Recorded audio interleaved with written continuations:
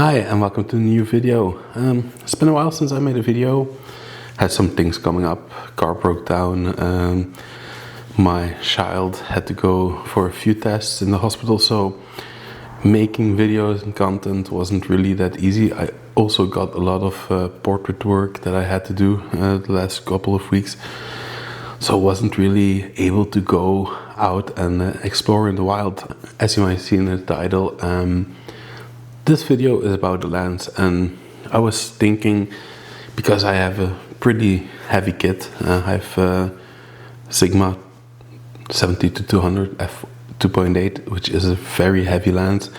I use a 24-105L EF mount, which is also pretty hefty weight to carry around, and I was thinking, are there any other options that Canon has which I can use instead of these lenses? And when I looked at their website, I found this one. It's the 24-240 millimeters, which, if you do landscapes, is a great range and focal length to have in your bag. I got it as a loan from Canon Belgium.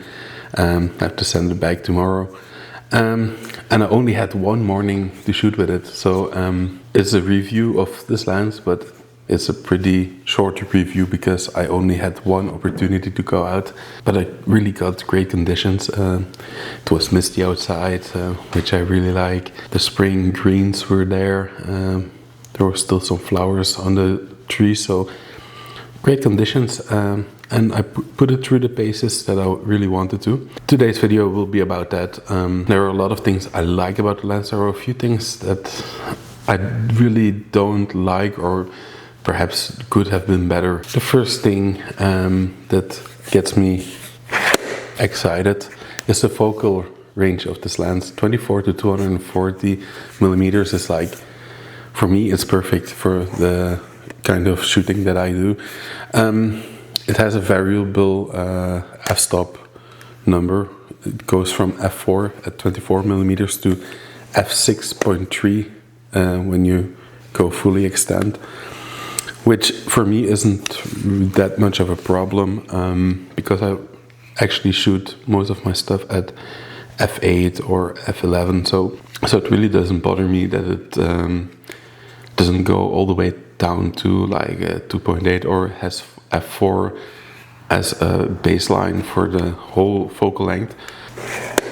It's also an external zooming lens, so it's not zooming within the barrel of the lens, which is one of the downsides in my opinion, because water sealing with these kinds of lenses aren't as good as they are with the L lenses or the internal zooming lenses.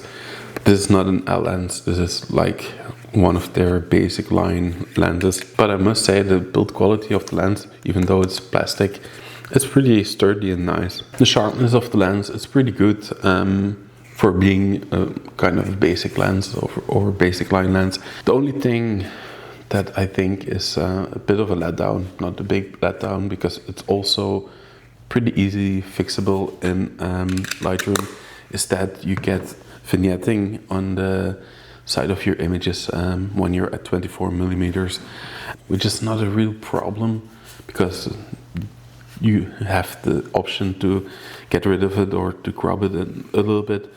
But I can imagine if you're taking a shot and you see this for the first time, don't know what you're doing, this will be quite upsetting. Other thing that which I think is great about this lens is you have this little slider.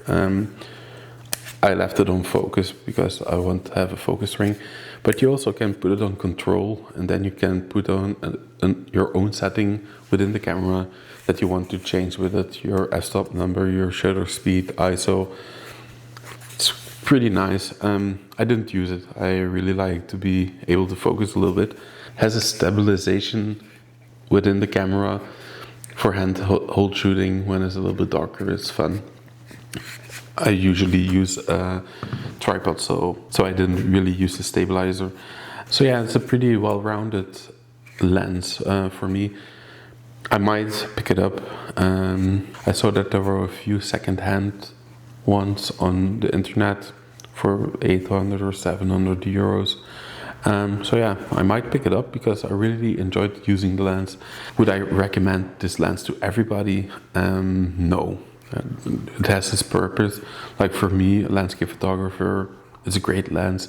If you want to take some images on your travel to somewhere, just take one lens and you have like 3 lenses included in one.